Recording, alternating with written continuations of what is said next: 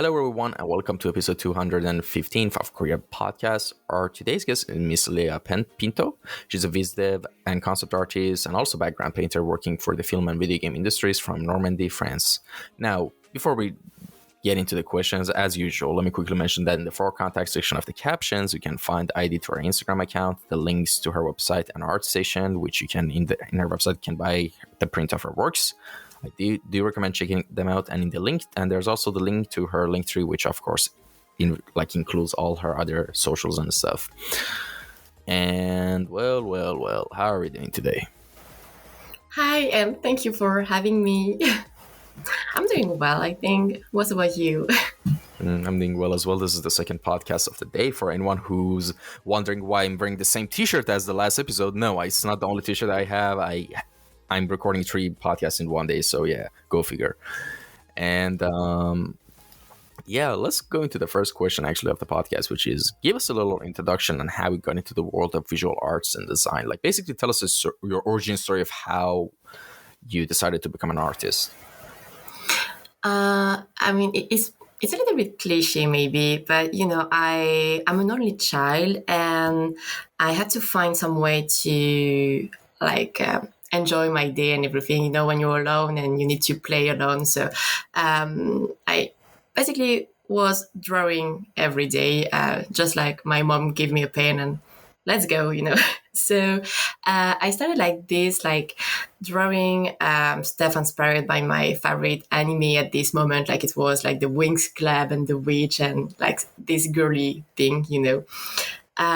So yeah, I basically started like this. I did my like I did like the general like classes and everything everyone have at the beginning, I would say, and then I had to figure out what I wanted to do for my future, and it was a bit of a mess because I was like, I don't know what to do, and I didn't know I was able to do something related to painting and drawing as a living. So I just wanted to do like some like lower courses and everything. And my mom just told me, oh, maybe you can try to do something you're gonna enjoy, like really try like a school where you can learn like the basic fundamentals of art and everything. So I went to New Age. Uh, this is like a private art school, but of course, like all the art schools are very expensive, and I came from a family where we don't have a lot of money, to be honest. So I had like to work on the side. So during like the week, during the vacation, during the weekends, I had to work to pay for my studies. I said that because it was like really helpful in the end. Like I learned a lot of stuff. This is where I learned to speak English during this like part-time job and all this. So yeah, I did 2 years in UH. I did like just the basic courses in New Age, like to learn how Photoshop is working and everything. Then we started to learn 3D, but I'm not a big fan of 3D right now. Like I was like, no, I want to draw, please. I don't want to play with vectors and everything. So I tried another school, but the other school was kind of a scam, I would say. So I left the school as well. Yeah, like some school where you think you're going to learn like 2D fundamentals and everything. And instead of that, you have to do some like weird paper cats. And I was like, what the fuck? I can't put that in my portfolio. So, and they were like, yeah, please, you can draw with your eye closed, and then you you just give your paper to your neighbors and you're just gonna like finish your drawing. I was like, oh my God, you're so high people here. So I just like stopped at this school.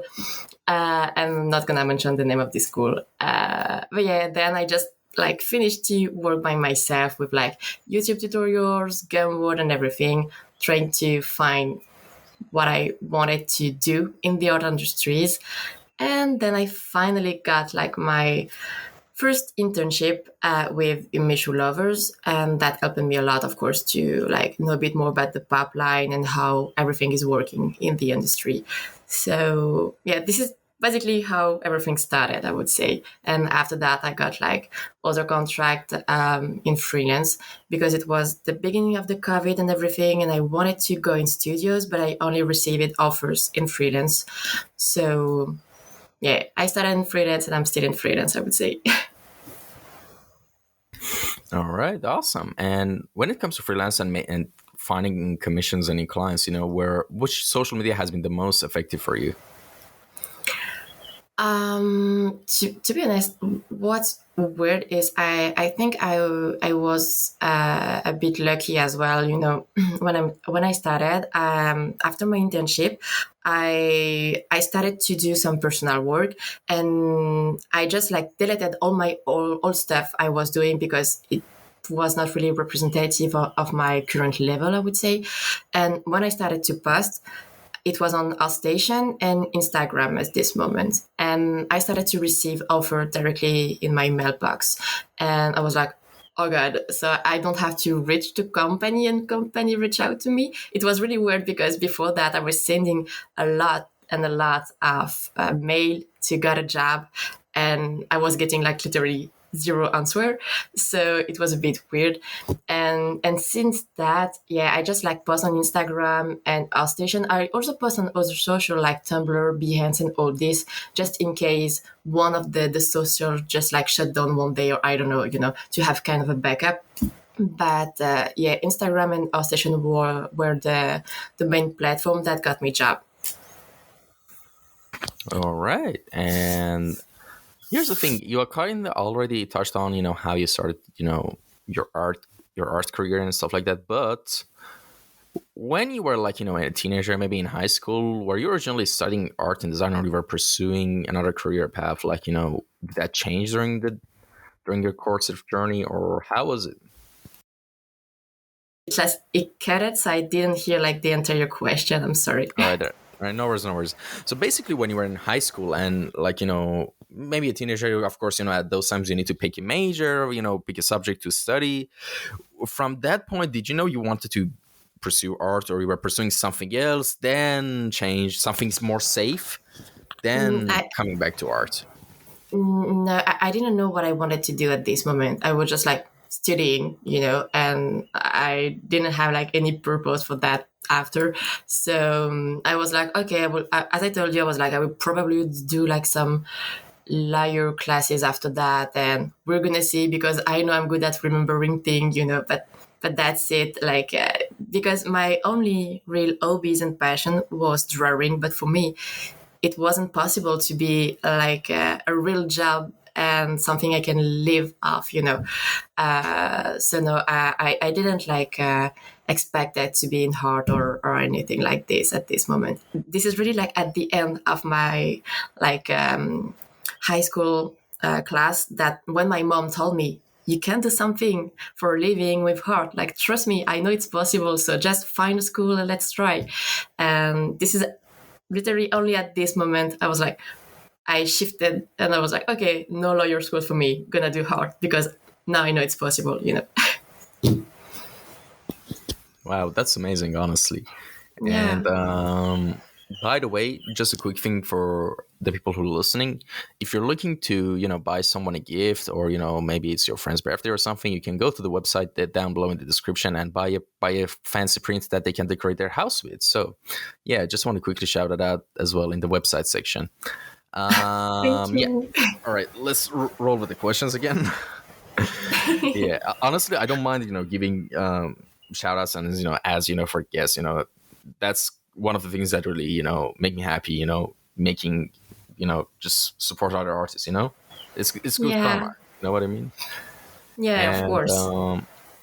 yeah, so let's go to the next question, which is, what is your main branch of design that you're focusing on? And tell us about your experience from the start of it until now. I know, of course, in the introduction I mentioned that you're a concept artist with the background painter and all that, but what would be your main specialty if you could, pinpoint something, Yeah, I basically started with background painting because since I learned on like alone on my side, I was kind of, only painting from reference. So I was painting what I was seeing around me, like when I was going outside and everything, taking pictures, or just like finding reference on the internet and trying to like understand them and paint them. So the first job I got were mainly background painting, where you can paint from reference, or you have to paint over a 3D base of people, or you paint with already a line designed by someone. So you're just basically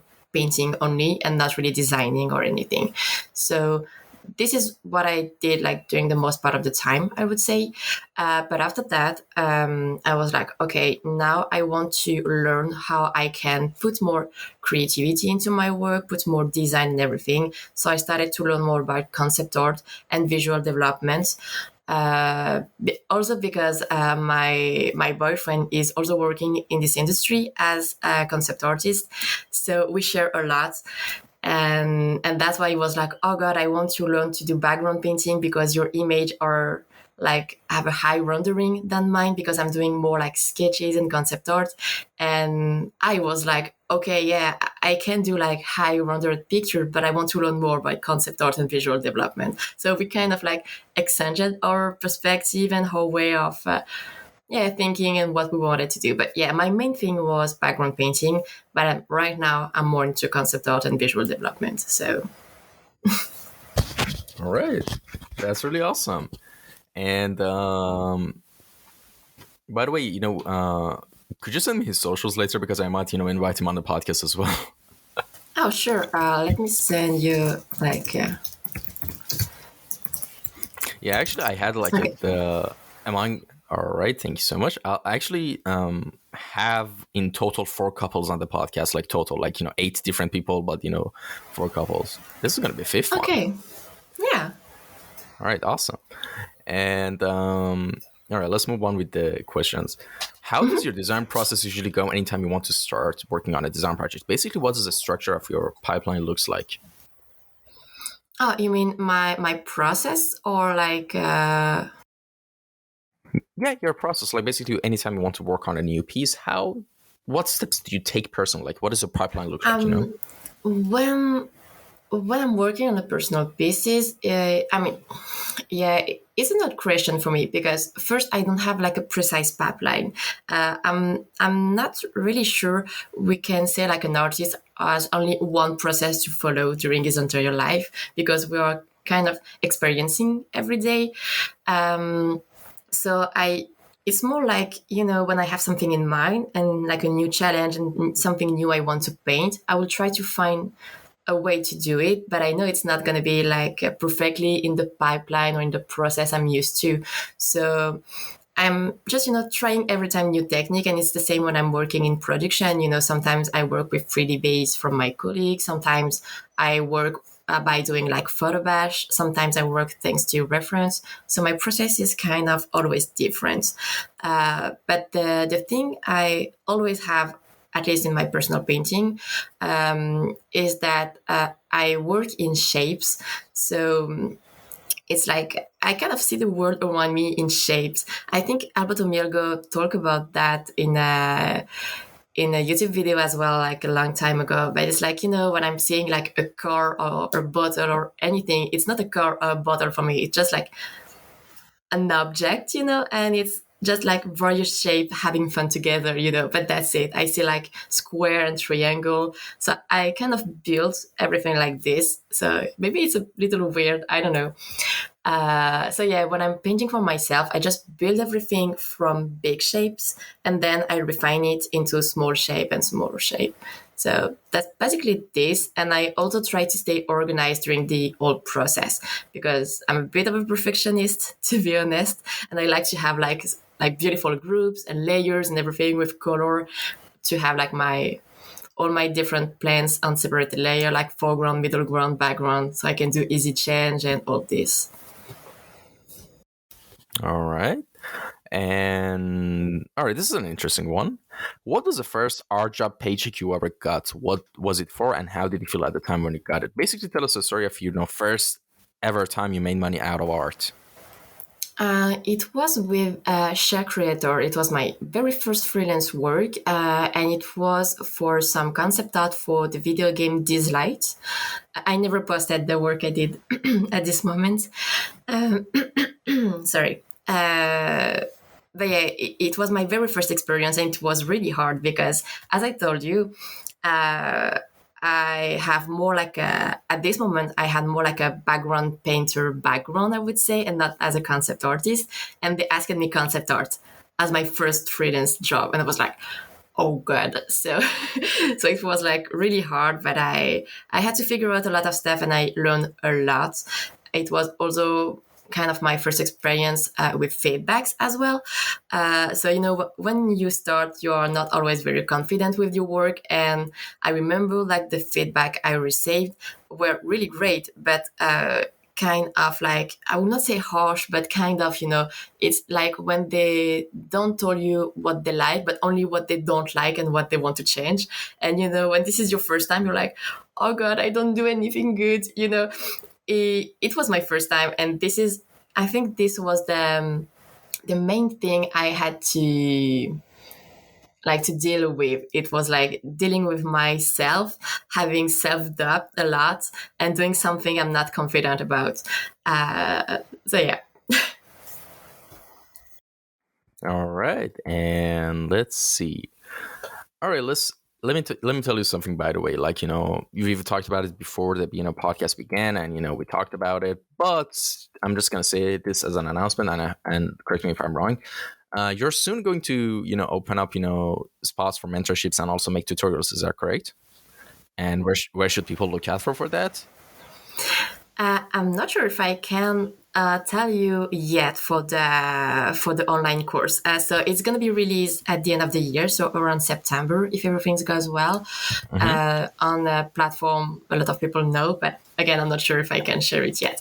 And yes, for my Gumroad, it's going to be one-on-one mentorship. So I just need to finish to prepare stuff and to figure out some stuff. But yeah, during the year as well.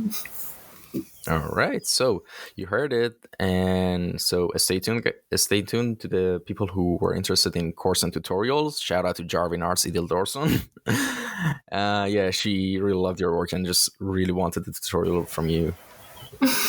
Yeah. Thank you. All right, I hope everyone who just heard that announcement are happy now. All right, so there's that, and let's actually talk about some other stuff. What do you think are the best tips and advices you could give to someone in terms of soft skills for an artist who wants to get into the industry? Like, what has been your most profound experiences? I would say first, again, it's cliche, but first do not give up on what you really want to do, because it was really hard for me to get into the industry. It took me few years with like a lot of company like never replying to me, or people like telling me to find a real job because artist is not a real job, you know. So first, like to try to trust yourself enough to not give up, because it's okay to fail. It's okay to want to give up sometimes, but then you have like to try to overcome that and follow what you want to do.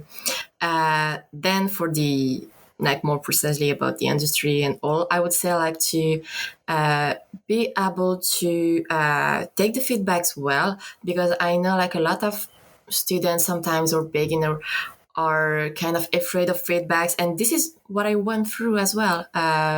And yeah, to really don't take the feedback like personally, but more really has something you can learn from and something that is going to help you to grow in your artistic like choice and taste and everything. Also be able, because I think it's something that can be helpful sometimes, to separate your personal job and your work job, because while working in the for production and everything, sometimes you will not always do perfectly what you are used to do in your personal work, and it's fine as well. Like it was again hard at the beginning for me, but now I see this has an opportunity because I can learn a bunch of different stuff in production, and I just grab what I like and I put them in my personal stuff after. So like doing kind of a parallel between these two. So yeah, I think that are the basic stuff. Don't give up and don't let the feedback like too much personally, and try to kind of only see the good stuff that production and feedbacks can bring you personally into your work.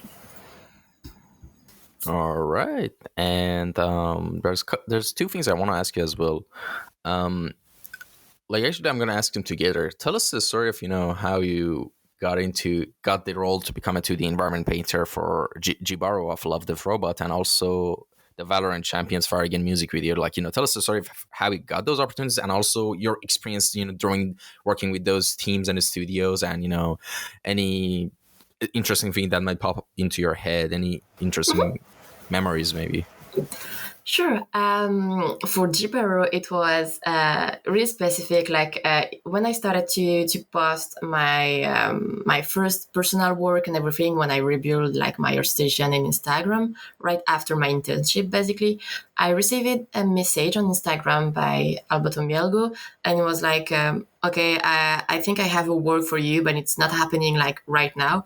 And if you're okay, I will contact you like." In few months. So I was like, oh God, okay.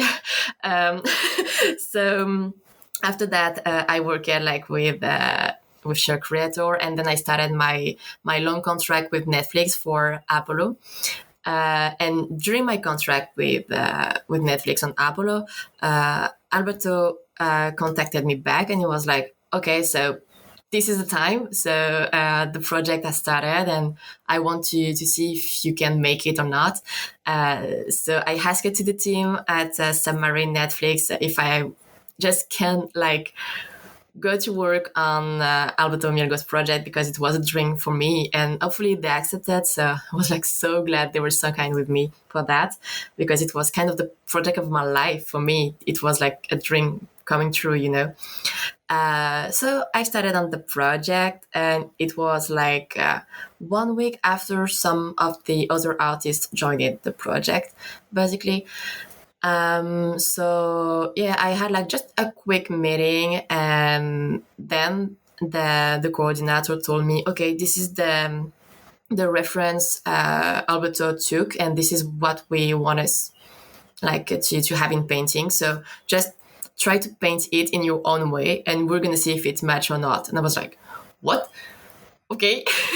So, and it was really great, to be honest, but I had no like precise art direction or anything to follow. It was just like paint the way you want to paint it, and we're gonna see what you can bring and how you see like this environment in a painting way. And yeah, it was like really, really different from my other production experience, but it was also really, really great because I was feeling very free, and it was challenging myself a lot more, because you have to do something where you are kind of comfortable with, because it was, for me, it was like personal painting. I had a reference to work on. This is something I was more used to do, I would say, but with a subject I'm not used to. I never painted forest before, and never painted forest that big, that huge before.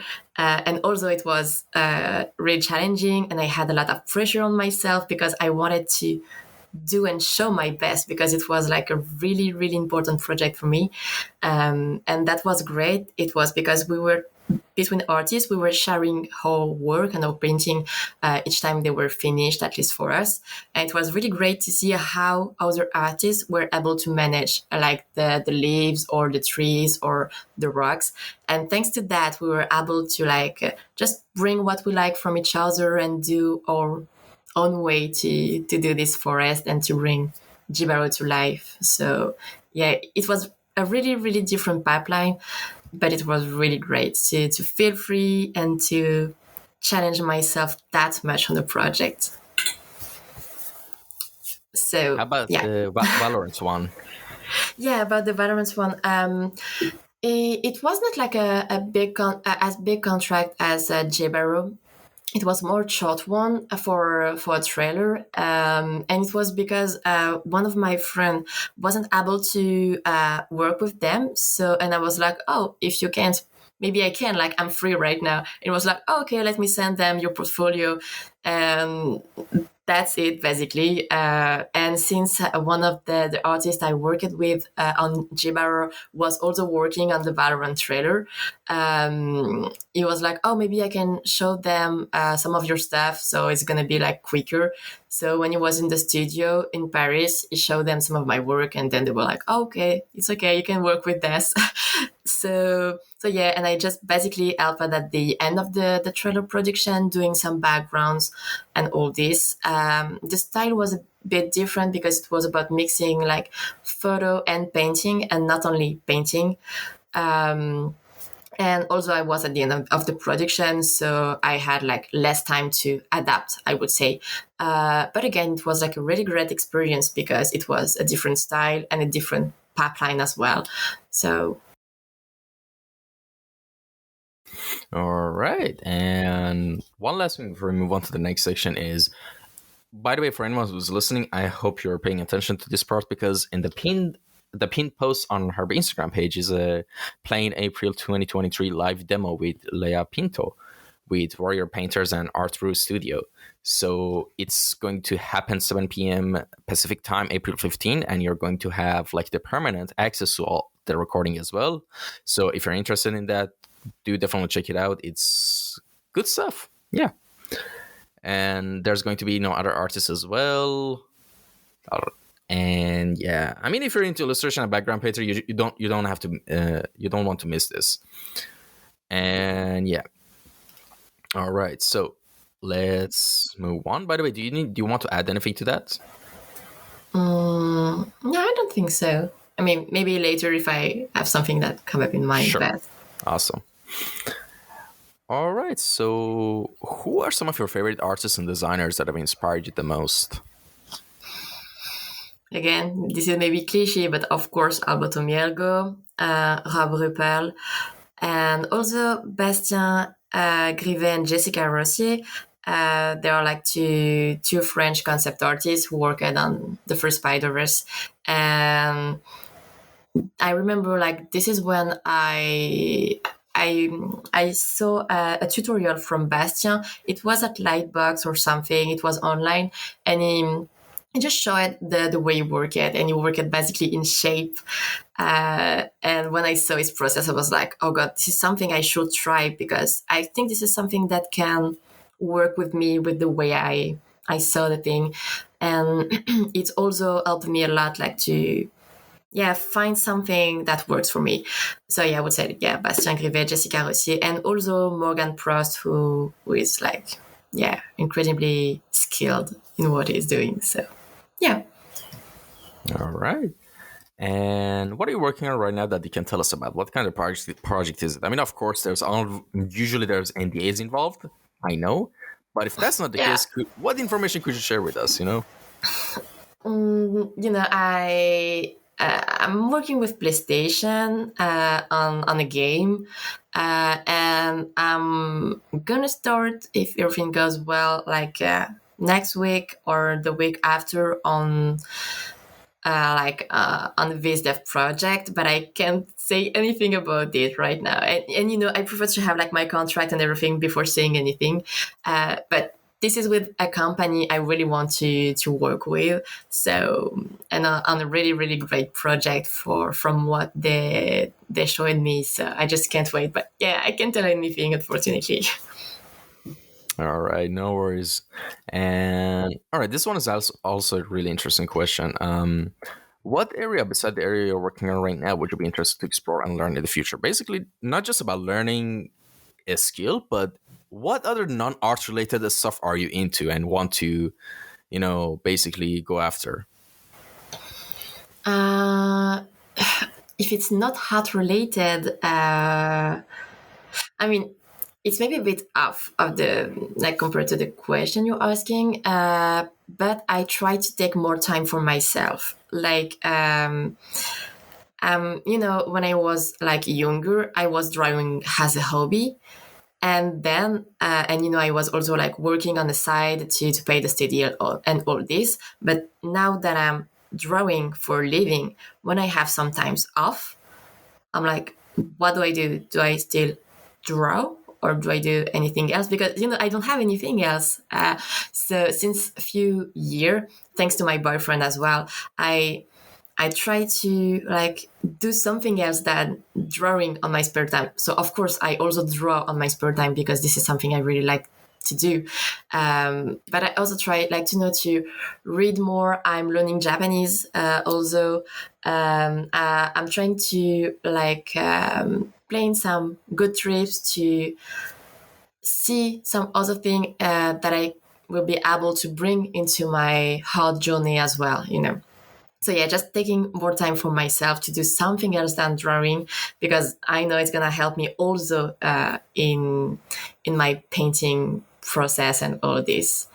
So yeah, I don't know if it's like off or not with the question, but this is mainly what I'm working on and mainly what I'm doing right now. So No, that wasn't off with the question. That was actually, okay, cool. that was awesome. All right. And well, we've reached the final section and question of the podcast, which is called Time Capsule. I think you can guess what it's going to be about, but let me explain it this way. Imagine you, in a limited amount of time, let's say a few minutes, you have this opportunity to say anything you want for anyone who might listen to this podcast in the future. All right. Imagine it this way. Imagine you're in the escape pod of a shuttle in space and you're about to get launched into space, but you have a couple of minutes to leave some voice logs behind you. So anyone in the future, 10 years, 100 years, 1,000 years could listen to. From one human to another human being. What do you have to say? Whoa. Yeah, first, don't give up, of course. Again, it's cliche, but don't give up. Trust yourself. Yeah, I think these are the main thing. I mean, I'm saying trust yourself, but I'm the first one to doubt about myself. So, oh God, this is a hard one. Yeah, sorry, I need to think about that. Like, this is kind of really No important. worries, take your time. No worries. We got time. Yeah. Yeah, really don't give up. Take time for yourself and take time to learn for yourself and not for the others. Because this is something I want to talk about also. Like, don't spend too much time looking on your social media and everything. We are in an area where we are surrounded by that and we're looking kind of too much at this, and every time we're like looking at other artists and comparing ourselves to other people, but not in a good way. So you can compare yourself in a good way to other people to be like, oh, this is something I want to learn. I want to learn from these people, and this is fine. But I know that a lot of students and a lot of people, and even myself sometimes, we are comparing too much to other and putting too much pressure on ourselves. And sometimes we are like, okay, I need to produce and to post a lot because this and this artists are posting a lot. But when we're doing that, we just forgot the main thing about what we are doing. And this is first enjoying painting and drawing and learning. And I think this is something we need to focus on more, like kind of our inner child who likes to learn and enjoy painting, drawing, and not really just rushing to prove something to other people we don't know, and to prove them that, hey, I can also post a lot and every day. See, I'm also amazing. No, we don't care about that.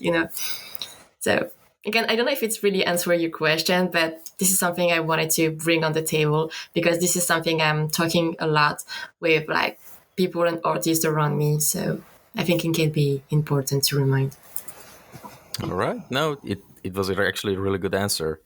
And yeah, it's so true because yeah, social media is weird. And you know why it's weird right now? Because I think we're the first generations of people who are actually, yeah, literally first generations of people who are encountering social media. So I think this is what I believe. I think in a couple of decades things are gonna balance out a bit when it comes to social media. I think because we're going to be like the people who are like the lab rats when it comes to social media. We're making all the mistakes and everything. Yeah, I think things will settle down a bit, or maybe I'm drawing and it gets just worse and worse. I don't know. We don't know. We're gonna see. Yeah. All right. Well, thanks so much for coming by. Where can people contact you if they had any questions? Is there an Instagram account okay? Yeah, yeah, of course. This is the best way, I think, Instagram or by email if this is more like professional stuff. My email is on my social, like on Instagram and everything, so it's easy to find. All right. Well, again, thanks so much for coming by. It was a real pleasure. And thank you to anyone who tuned in and listened to this episode. I hope you enjoyed it. As always, if there's any comments or suggestions or critiques, write them down in the comment section down below, or you can just send them to me. And with that out of the way, take care, everyone, and stay safe. Bye bye. Thank you. Bye.